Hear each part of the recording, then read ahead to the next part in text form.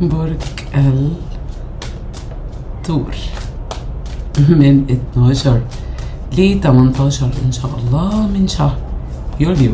ازيكم حبايبي عاملين ايه؟ شكرا جدا طبعا لكل اللي سأل عليا. كان عندي الجيوب الانفية ولسه موجودة، ولكن باخد لها العلاج اهوت كله بقى تمام. يلا بينا كده خلال هذا الاسبوع نشوف ايه اللي بيحصل ويا الثور خلال هذا الاسبوع، يعني هقول من 12 ل 18 ان شاء الله تعال. طيب اول كارت ليك هو التري اوف سورد.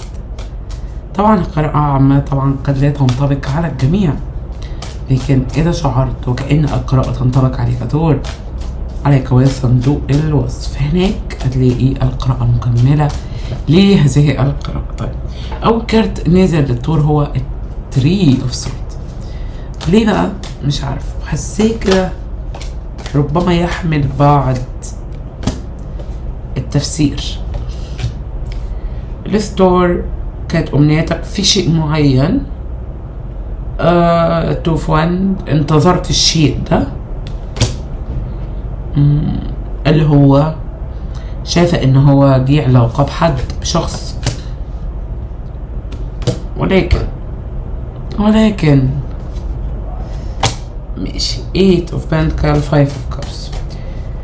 كان في شيء ليه علاقة بحد، الشيء دوت كان بيكبر، ربما الثور حس ان الشيء ده بيكبر، شيء حلو.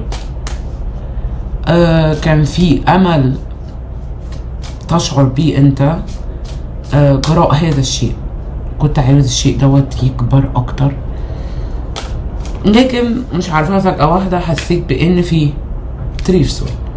هو قبل التريف سورد او قبل ما قلبك يوجعك شوية كان في فترة انتظار او مرحلة من مراحل انتظار. مش عارف بقى تفتح قلبك ولا تقفله ولا في ايه بالظبط اللي بيحصل. انت مريت بفترة كان فيها نوعا ما عصبية داخلية، عارف يعني ايه؟ يعني انت ما بينك ما بين نفسك مش فاهم ايه اللي بيحصل بالظبط. طيب يعني شايف ان في حاجة كان ليها علاقة بحد، ربما الحاجة ديت ما تمتش او ما حصلتش في الوقت اللي انت عايزه او بالطريقة اللي انت عاوزها او كده، لكن الامل موجود طبعا بالنسبة لك انت عموما.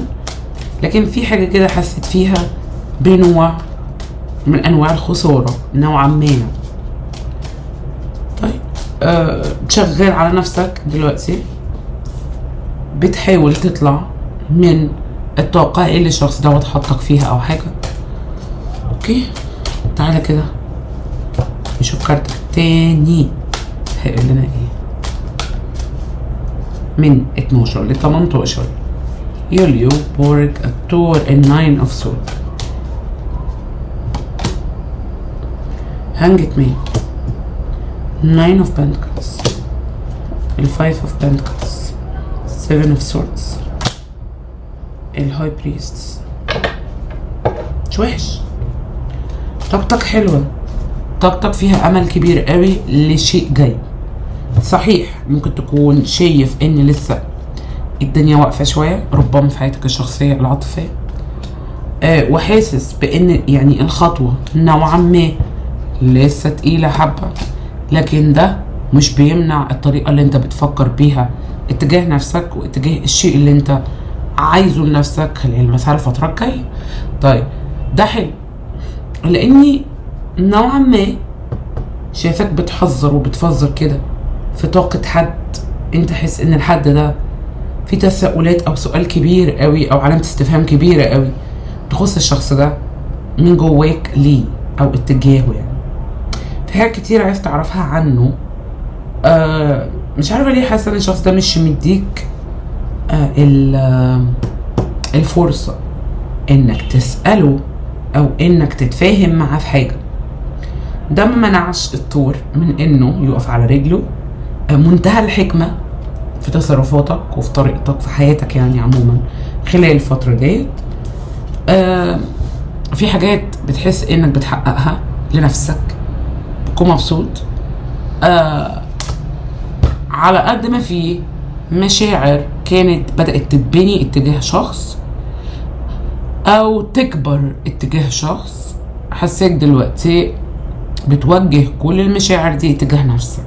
حلو جدا، حلو جدا انك توجه المشاعر دي اتجاه نفسك اولا. طيب تعالى كده نشوف كارتك التاني هيقول لنا ايه. التالت، عارف ازاي بدأت توجه المشاعر والاحاسيس ديت من انك تديها لحد او تشاركها مع حد لنفسك؟ ده باين قوي في الناين اوف بنتكلز. تعالى كده نشوف كارتك التالت هيقول ايه.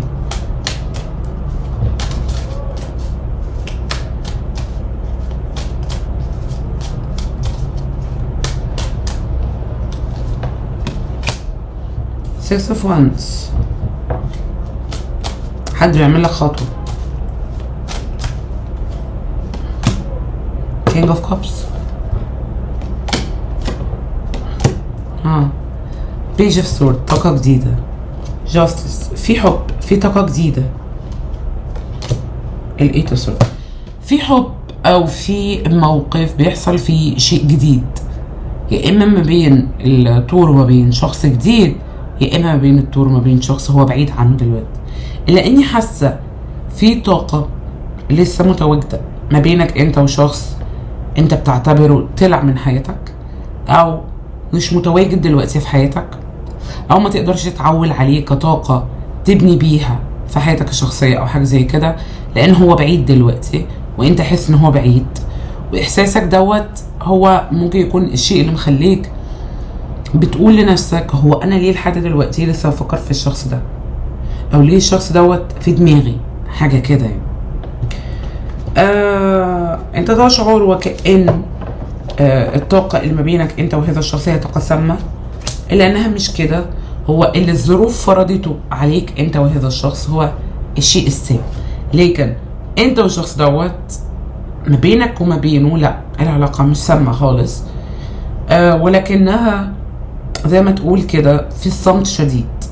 طيب لبعض منكم انا حاسه ان الشخص ده فعلا طاقيا هو لسه معاكم قوي، يعني ما هواش مبتعد ماديا. يعني ايه ماديا؟ يعني مبتعد بجسده، يعني هو مش قدامك وشه في وشك، لكن كطاقيا انتوا الاتنين في ارتباط كبير قوي دلوقتي في الطاقه الحاليه. ممكن ده مش عاجبك، ممكن ده مخليك دلوقتي تقول ليه عمال افكر فيه،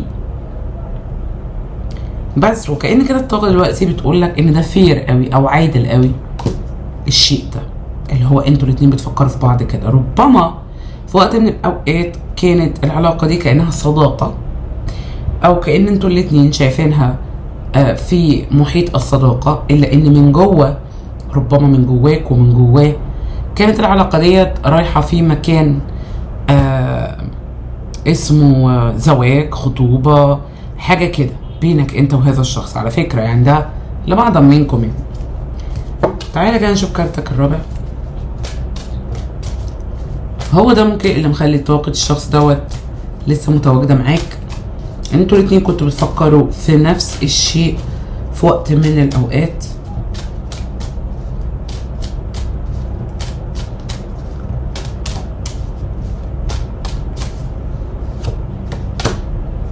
تمبرانس صراحة هنا، وحسيها انها ما بين الطور وما بين نفسه. بتقول ايه لنفسك يا طور؟ لان ده اللي انا حاساه دلوقتي، حاسة انك بدأت حابب تقول حاجة لنفسك. طيب Five of Swords، عايز طاقة جديدة. Page of Wands، انت عاوز طاقة جديدة، وحاسة ان الطاقة الجديدة دي انت عاوزها جواك مع حد، يعني او ما بينك انت وحد، وعايز تحس بيها من جواك. Ace of Pentacles، حلو جدا، فعلا في طاقة علاقة جديدة.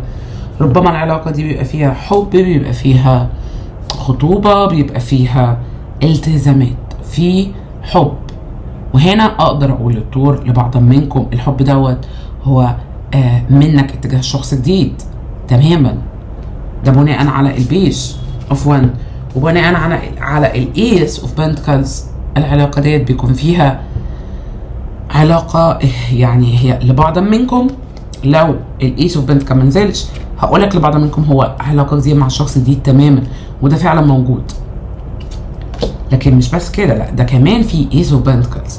ايس اوف بنتكلز بتقول لي ان الكتير منكم علاقة اصلا قائمة، ممكن كان فيها بعض المشاكل ترجع تاني للحياة. طيب اذا وجود التو اوف كابس مش يعني من مفيش، لا. تعالى كده نشوف توقيت كارتك الخامس خلينا برج الثور من 12 ل 18 يوليو.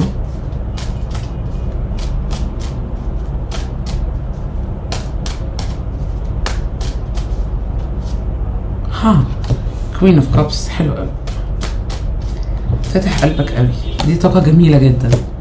8 اوف 1، 10 اوف بنتكل حلو جدا، 7 اوف بنتكلز حد بيفكر فيك، كوين اوف بنتكلز حلو قوي الكوينات دي، الفول حلو قوي قوي قوي قوي كروتك في الكارت الخامس. طيب خلينا اشرح بقى ايه بتحليل كده وبمزاج. ماشي، بصوا بقى في كوين اوف كابس انا هحاول اعيش حياتي وهدي نفسي وهدي الطاقة الجديدة اللي هتكون معايا، حتى لو هي طاقة شخص جديد،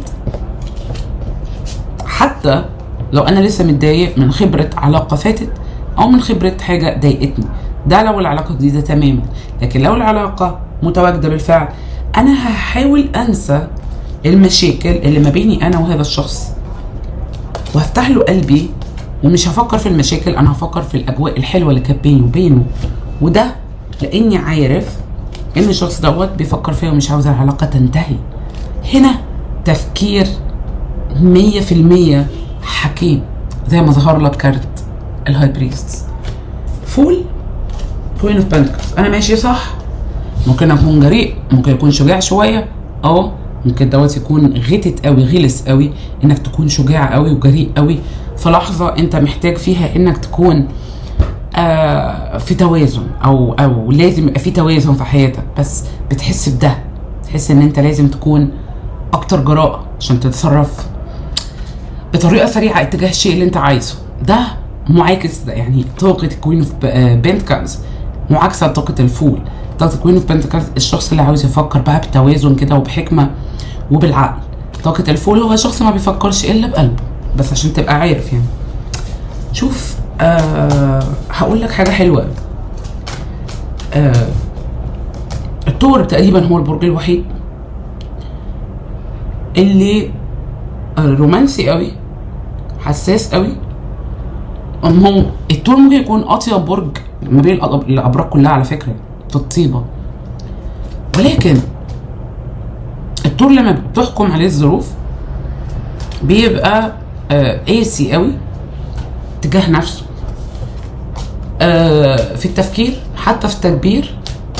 تيجي تفتح قلبك لموقف معين لازم تفتح له قلبك، تلاقي نفسك ما بتفتحش قلبك وبتقفله، بتفكرش الا بطريقه منطقيه. دلوقتي بقى انا حاساك ساخي قوي مع نفسك، دلوقتي بقى انا حاساك حابب قوي انك تفتح قلبك. طيب ده عارف يعني، اقسم لك بالله دي طاقه انا نفسي اشوف الثور فيها من اول السنه دي، من اول 2023، من قبلها كمان. بس كل شيء بوقت، صح؟ كل شيء ربنا عامل له الوقت بتاعه، وانا حاسه ان دلوقتي هو الوقت اللي يبدا فيه كده الثور يتعامل بتوازن، في قلب مفتوح جاهز انك تحبه، جاهز انك تبادل الشخص اللي قدامك فيه الحب ايا كان مين هو الشخص ده. وفي الثور اللي برضو يفكر منطقيا، بيفكر ان مش كل الناس زي بعضها، بيفكر ان ممكن تحصل مشكله بيني انا وحد وبعد كده هو نتصالح قبل ما المشاكل تتفاقم. في الثور اللي انا نفسي اشوفه من زمان الحقيقه. تعالى بقى كده هناخد لك كارتين من الاوركا.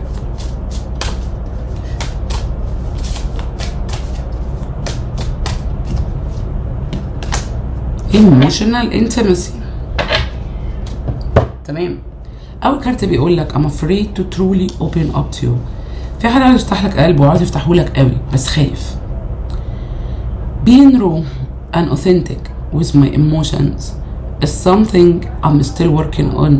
ان الشخص دوت يفتح قلبه ويبقى بيتكلم عن مشاعره، عن احاسيسه، وعن اللي جواه. اعتقد الشخص دوت ما تعودش على كده، فهيجد مشكلة في انه يوجه نفسه شعريا ويوجه مشاعره واحاسيسه، الا انه يقول كل اللي فيها مرة واحدة. يعني بطبيعة الحال الشخص ده هياخد وقت لحد ما يبقى الشخص اللي يقدر يقول كل اللي جواه. تعالى بقى ناخد كارت من هنا. الكروت ديت من حد ليك، معرفش بقى انت هتحط مين في بالك.